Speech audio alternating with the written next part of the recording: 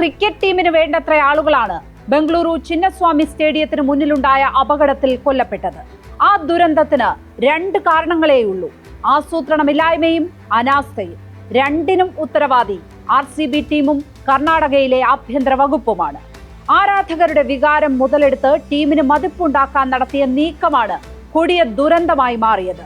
ഇല്ലായ്മകളും വല്ലായ്മകളും വയ്യായികകളുമായി ജീവിതം സംഘർഷഭരിതമാകുമ്പോൾ ആകെ ആസ്വാദ്യകരമാകുന്നത് ഇത്തരം നിമിഷങ്ങളാണ്.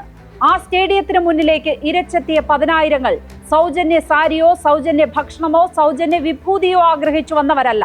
വിരാട് കോഹ്ലിയെ പോലെ കിരീടത്തിനായി 18 വർഷം കാത്തിരുന്നവരാണ് ഓരോരുത്തരും.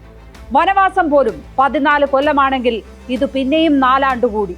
സ്കോർ ബോർഡിൽ സങ്കടങ്ങൾ മാത്രം എഴുതി ചേർത്ത് കഴിഞ്ഞവരാണ്. ആ കിരീടം ഏറ്റുവാങ്ങാൻ രജത് പട്ടീദാറിനെ പോലെ അർഹതയുള്ളവരാണ് ആ ഓരോരുത്തരും. അവർക്ക് ആ കിരീടവും ഒപ്പം കിങ് കോഹ്ലിയെയും ഒന്ന് കണ്ടാൽ മാത്രം മതിയായിരുന്നു. അവരാണ് നിമിഷ നേരം കൊണ്ട് കൊഴിഞ്ഞുപോയത്.